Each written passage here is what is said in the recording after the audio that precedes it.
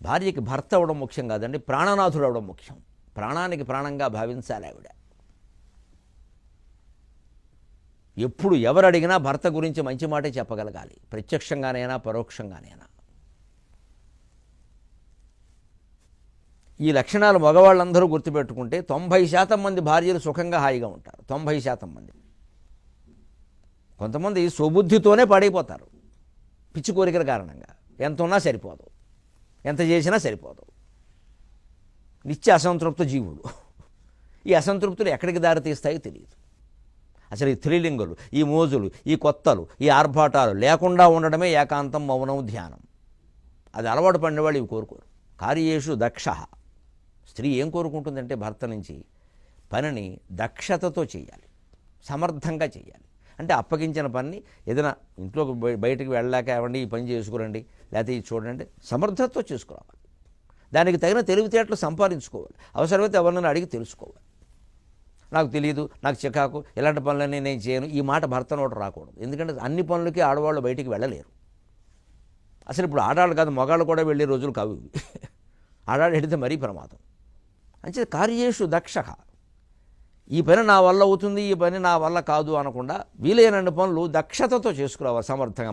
మా ఆయనకి చెప్పేశానంటేనండి నాకు ఆ భారం వదిలిపోతుందండి, సుఖంగా ఉండొచ్చు అని భార్య అనగలిగితే అది మగాడికి PhD సర్టిఫికెట్తో సమానం. PhD ఇవ్వడానికి మనం ఇచ్చాక కూడా ఇంకో 6 నెలలు పడుతుంది. భార్య నుంచి ఈ సర్టిఫికెట్ రావడానికి 6 నిమిషాలు చాలు. ఆవిడ చెప్పిన పని చేస్తే చాలు. ఎందుకంటే బయటికి వెళ్ళాలి అవి ఏదో కొంచెం కష్టంగా భావిస్తారు కొన్ని విషయాల్లో వాళ్ళు. అది ఏదో మగాడికి చెప్తారు, చేసుకొచ్చాడు. కరణేషు యోగి. ఆ చేసే విధానంలో ఎలా ఉండాలంటే భర్త తనకి మరి ఇబ్బంది కలగకూడదు కదా. ఒక్కోసారి ఈ చెప్పే పనులు ఎలా ఉంటాయంటే ఇబ్బంది పెట్టేవిగా ఉంటాయి. ఇక కొంతమంది స్త్రీల ప్రవృత్తి ఎలా ఉంటుంది అంటే ఎంత తెచ్చినా నచ్చదు, అందులో ఏదో వంక పెడతారు. ముఖ్యంగా మొహమాటం లేకుండా చెబుతారండి, స్త్రీల వస్త్రాలు ఆభరణాల విషయంలో స్త్రీలు దగ్గర లేకుండా ఎప్పుడూ మగవాళ్ళు అవి తేకూడదు. నువ్వు ఏం తెచ్చినా కుదిరే పని కాదు, అది వాళ్ళు ఉండాల్సిందే, వాళ్ళే ఎంచుకోమనేది. పైగా కాస్త తెలివిగా మాట్లాడే విధానం కూడా చెప్తున్నారు. వాళ్ళు ఏది ఎంచుకుంటే అది బాగుందని చెప్పండి, మళ్ళీ అందులో వంకట్టద్దు. ఇంకా ఏది ఎంచుకుంటే అది బాగుంది. ఎందుకు బాగుంది అంటే నువ్వు బాగుంది కదా, నువ్వు ఎంచుకున్నావు, నీ సెలక్షన్ ఎప్పుడు బాగుంటుందని చెప్పాలి. అందులో మగాడికో సంతృప్తి, నీ సెలక్షన్ ఎప్పుడు బాగుంటుంది అంటే ఓ నవ్వుతుంది భార్య, ఎందుకని మిమ్మల్ని ఎంచుకున్నది నేనేగా, నా సంతోషం, మరి నీ సెలక్షన్ ఎప్పుడు బాగుంటుంది. ఆ రకంగా మగాడు గర్వంగా చెప్పుకుంటాడు, నన్ను ఎంచుకున్నావు కదా, అలాగే అన్నీ మంచివే ఎంచుకుంటావు, ఎంత సంతోషిస్తుందండి భార్య. అదే కరణేషు యోగి. పని చేసే విషయంలో దక్షత ఉన్నప్పటికీ ఆ పనిలో దక్షత ఉండాలి. పని చేసే విషయంలో ఇంద్రియ నిగ్రహం, కరణం అంటే ఇంద్రియం అని కూడా అర్థం ఉంది, అక్కడ యోగిలా ఉండాలి. భర్త ఇంద్రియ నిగ్రహంతో ఉండాలి. ఇంద్రియ నిగ్రహం లేని భార్య భర్త వల్ల సంసారం నాశనం అయిపోతుంది. చాలా సంసారాలు నాశనం అవడంలో ఈ ఇంద్రియ నిగ్రహం లేకపోవడం ఆడ మగ ఇద్దరికి కూడా చాలా ప్రధానమైన కారణం ఇది. ఏదో చూడగానే మోజుపడ్డం, ఎవరినో చూడగానే ఆశపడ్డం, అక్కడి నుంచి వ్యాఖ్యానాలు మొదలుపెట్టడం. అలాంటి వాళ్ళు మనకి లేరు అనడం, అలాంటి వస్తువు ఇంట్లో లేదు అనడం, ఆ జీతం మనకి లేదు అనడం, ఆ ఉద్యోగం మనది కాదు అనడం. ఇది యోగి లక్షణం కాదు, రోగి లక్షణం ఇది. మనకు ఉన్నదాన్ని, ఉన్న ఉద్యోగం సక్రమంగా చేసుకున్నావా, ఉన్న ఆదాయాన్ని సక్రమంగా ఖర్చు పెట్టుకుని జాగ్రత్తగా దాచుకున్నావా, ఉన్న మొక్కకి నీళ్లు పోసావా. పెద్ద తోట పెంచాలని ఆలోచిస్తారేటండి, ఇంటి ముందున్న తులసి మొక్కకి నీళ్లు పోయారు, తోటలు పెంచుతారు ఇక్కడ. అందుకని కరణేషు యోగి అంటే ఇంద్రియ నిగ్రహం కలిగి ఉండాలి భర్త. ఇది చాలా ముఖ్యమా కాదా భర్తకి. కరణేషు యోగి. రూపేశ కృష్ణ. ఇది కూడా భర్తలు గుర్తుపెట్టుకోవాలి. ఎప్పుడు భార్య దగ్గర అందంగా ఉండే ప్రయత్నమే చేయాలి. వాళ్ళు ఏమండి కాస్త ఇలా కాదు అలా దువ్వుకుంటే బాగుంటుందంటే అలాగే దువ్వుకోవయ్యా, ఏం పోయింది. బయట ఎవరో వ్యాఖ్యానిస్తే దువ్వుకుంటామే, భార్య వ్యాఖ్యానిస్తే నువ్వు చెప్పొచ్చో. ఎందుకంటే అహంకారం. ఆవిడ చెప్పినట్టు ఈ ప్యాంట్ కాదు మీరు ఆ ప్యాంట్ వేసుకుంటే బాగుంటుంది, ఈ పంచె కదా ఆ పంచె కట్టుకుంటే బాగుంటుంది. ముఖ్యంగా వాళ్ళతో కలిసి వెళ్ళేటప్పుడు ఆ వేషాన్ని వాళ్ళనే నిర్ణయించమనడం మంచిది. భర్తను వాళ్ళు నిర్ణయిస్తారు, ఏం తప్పే ఉంది. భర్త కూడా నిర్ణయించకపోతే ఎవరికి నిర్ణయిస్తారండి. ఇంతకంటే మీకు అది బాగుంటుందంటే కట్టేసుకోండి, ఏం పోయింది. అన్నీ మనకు ఉన్నవేగా, కొత్తది తేరగా. ఒకవేళ కొత్తది తినచేది మేము వాళ్ళని పెట్టమని కట్టుకుంటానంటే అయిపోయాయి, రెండు కలిసి వస్తాయి. వాళ్ళు పెడతారు, కట్టుకుంటాం, సంతోషిస్తారు కదా. ఆ రూపంలో ఎప్పుడు భర్త వీలైనంత అందంగా చక్కగా అలంకరించుకుని సామాన్యంగా ఉంటూనే ముఖ్యంగా పురుషుల్లో గాంభీర్యాన్ని ఆశిస్తారు స్త్రీలు. వెకిలి మాటలు వెకిలి చేష్టలు పనికిరవి ఇక్కడ. కాస్త గంభీరంగా ఉండాలి మగాడంటే.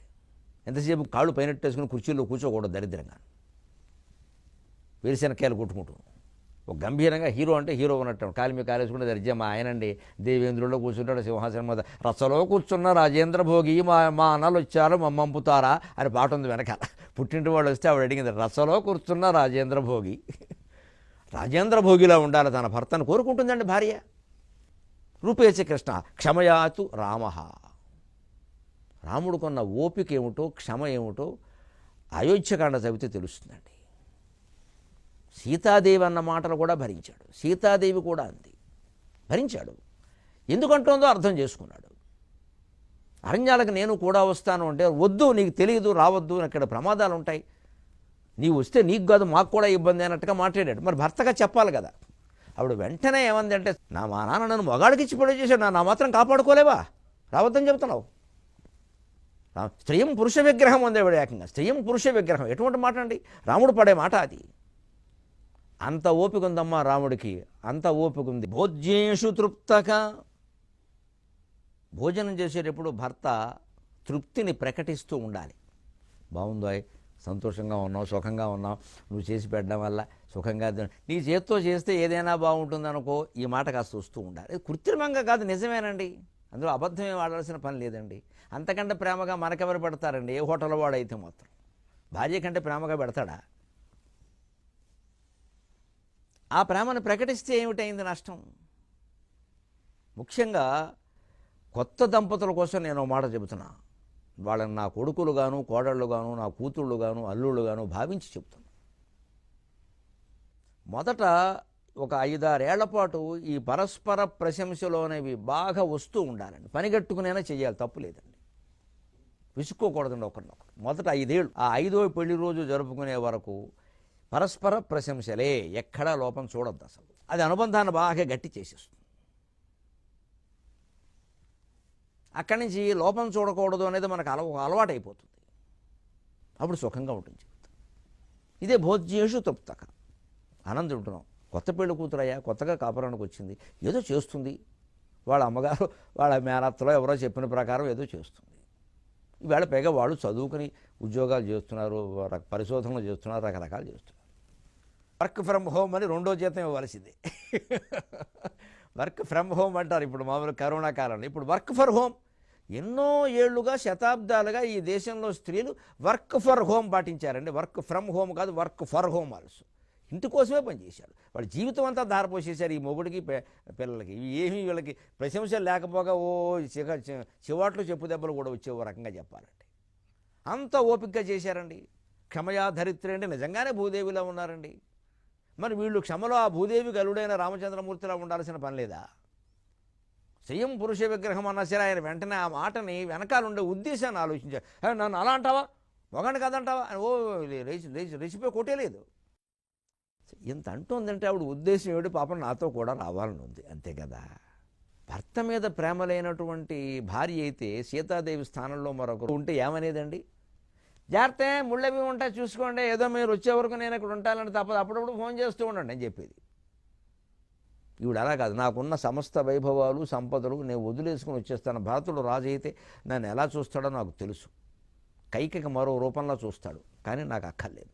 నువ్వు లేని భోగాలు నాకు అక్కర్లేదు, నువ్వు ఉంటేనే నాకు అడివి అయోధ్య, నువ్వు లేకపోతే అయోధ్య కూడా అడివి, నీతో వస్తానని చెప్పి ఆ అంతర్గతమైన ఉద్దేశానికి రాముడు ఆనందించాడు. వెంటనే చాలా ఈ మాట అన్నా కోపం రావాలి, ఆశ్చర్యం, రాముడు ప్రశాంతమయ్యాడు. అంతకుముందు కొంచెం ఇది చెప్తే వినమేమిటి అన్నట్టుగా మాట్లాడాడు. ఎందుకంటే ఇబ్బంది పెట్టడం ఇష్టం లేక, ఆయనకు మాత్రం కూడా వస్తే ఏదో కాపాడలేక కాదు, కాపాడలేడు అనే విషయాన్ని మనం మాట్లాడక్కల్లా. 14,000 మంది కరదూషణాదులు వస్తే లక్ష్మణుడిని కేవలం వదిన గారి కాపలాగా పెట్టి ఒక్కడే ఎదుర్కొన్నాడు. అటువంటి రాముడిని కాపాడలేడని ఆవిడ ఎలా ఉంటుంది?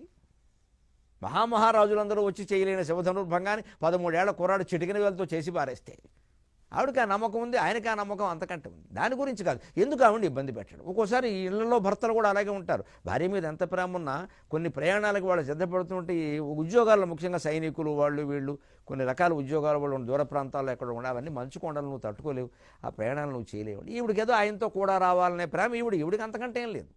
ఆవిడతో ఆయనతో కూడా ఉందాం, అదో ఆనందం కదా, ప్రయాణం అదో ఆనందం కదా అని ఒకటి. అంచేది ఈవిడ ప్రేమ ఆయన అర్థం చేసుకోవలసిందే.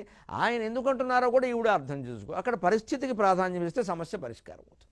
నిజంగా ఆడవాళ్ళు వెళ్ళలేనంత క్లిష్టమైన ప్రయాణం ఉంటే వీళ్ళు కాస్త ఆయనతో వెళ్ళాలనే కాంక్ష తగ్గించుకుని ఉండడమే మంచిది. సేఫ్టీ, రక్షణ కూడా ఈ రోజుల్లో చాలా ముఖ్యం కదా. మన సరదా తీరుతున్నప్పుడు రక్షణ ముఖ్యం కదా. అక్కడ ఏదైనా జరగకూడదు జరిగితే కొంపలు అంటుకుపోవు. అది వీళ్ళు ఆలోచించాలి. లేదా మనతో వస్తానని ఇవిడని తాపత్రయపడుతుంటే ఆ మాత్రం రక్షణ ఏదో మనం చూడలేమా, చికాకంటే ఎలాగా అని ఆయన ఆలోచన. ఎందుకని తృప్తి వీరిలో ఉండాలి, క్షమ వారిలో ఉండాలి, క్షమాగుణం తృప్తి అందరిలో ఉండాలి. భోజ్యేషు తప్త. అన్నిటికంటే ముఖ్యంగా స్త్రీ భర్త నుంచి ఆశించేది సుఖ దుఃఖ మిత్రం. సుఖపడే యోగం ఉంటే దాన్ని భర్తతో పంచుకోవాలని చూస్తుంది ఆవిడ. ఈ దేశంలో స్త్రీలు ఇప్పటికీ అలాగే ఉంటారు, అంత అంత ప్రేమ. అలాగే దుఃఖం వస్తే ఆయన ఉంటే మేరు పర్వతం అమ్మ, ఒక్కసారి ఇలా భుజం మీద చేసేవాడు, నా కర్మ, ఆయన లేకుండా అయిపోయారు. ఆయన ఉండగా అన్నీ తట్టుకున్నాను. చాలామంది వితంతువులు అంటాం నేను విన్నాను, ఆయన ఉండగా అన్నీ తట్టుకున్నామండి, ఆయన లేక తట్టుకోలేకపోతున్నాం. అంటే ఆయన వీళ్ళకి ఎంత ధైర్యాన్ని ఇచ్చాడండి. కేవలం ఉనికి, ఆ ఎగ్జిస్టెన్స్, ఆ ఉనికి, సత్తా మాత్రం అంటారు వేదాంతంలో. ఆ భర్త సత్తా మాత్రం చేత ఎంత ధైర్యాన్ని ఇచ్చాడండి. ఆడది నడిపించుకుని వెళ్ళిపోతుంది. ఇంట్లో పెద్ద పేరెంట్ తలపెట్టి అనుకోండి, మగాడు ఏమీ చేయక్కల, ఎవరి కాళ్ళకి పారాయణ రాయక్కర్లేదు, ఆమోదం రాయక్కర్లేదు. అసలు వెర్రివేషాలు వేయకుండా, వచ్చిన మొత్తం ఎదురుకేసి వంకర చూపులు చూడకుండా ఈ మగాడు కాస్త వీళ్ళు కనిపించేలాగా, భార్యకి బాగా కనిపించేలాగా ఓ మూల కుర్చీ వేసుకుని కూర్చుని ఉంటే మహాధైర్యంగా ఆడది నడిపించుకుని వెళ్ళిపోతుంది సంసారం. అంత పెద్ద పేరెంట్ నడిపించేస్తుంది. మా ఆయన ఎక్కడ ఉన్నారు అంతే. ఆ అధ్యక్షాన్ని కోరుకుంటారు వాళ్ళు. ధైర్యం, అది మనోధైర్యం. సుఖ దుఃఖ మిత్రం. ఈ సుఖంలోనూ దుఃఖంలోనూ నీకు నేనున్నాను, నేను సుఖపెట్టడానికే నేనున్నాను ఇక్కడ. నీ వైభవం కోసమే, నీ హోదా కోసమే, నీ పుట్టింట్లో మా వాళ్ళ దగ్గర నీ గౌరవాన్ని కాపాడడానికే నేనున్నాను. మనలో ఏమైనా తేడాలు ఉంటే తలుపు గడి వేసుకుని మాట్లాడుకుందాం సఖీ. కానీ తలుపు తీసి బయటికి వెళ్ళామంటే నీ గౌరవాన్ని కాపాడడానికే నేనున్నాను ఇక్కడ. నిన్ను ఎవరైనా ఏమన్నా అంటే నేను సహించేది లేదు. మా వాళ్ళైనా, మీ వాళ్ళైనా, బయట వాళ్ళైనా, ఎవరైనా సరే అనేసరికి కొండంత ధైర్యం వచ్చేస్తుంది స్త్రీకి. ఖచ్చితంగా 2 కేజీలు బరువు పెరుగుతుంది. వెంటనే చూసుకుంటే తెలుస్తుంది ఆ ఉత్సాహం, ఆ ధైర్యం. అదే సుఖ దుఃఖ మిత్రం. షట్కర్మ యుక్త కలు ప్రాణనాథక. ఈ 6 లక్షణాలు కలిగిన వాడే. అలా కలిగి ఉంటే సంసారాలన్నీ సుఖంగా ఉంటాయండి. సుఖకరి ఏ నమక కార్యేషు దక్షక కరణేషు యోగి రూపే చ కృష్ణక క్షమయాతు రామో భోజ్యేషు తృప్త సుఖ దుఃఖ మిత్రం షట్కర్మయుక్త ఖలు ప్రాణనాథక.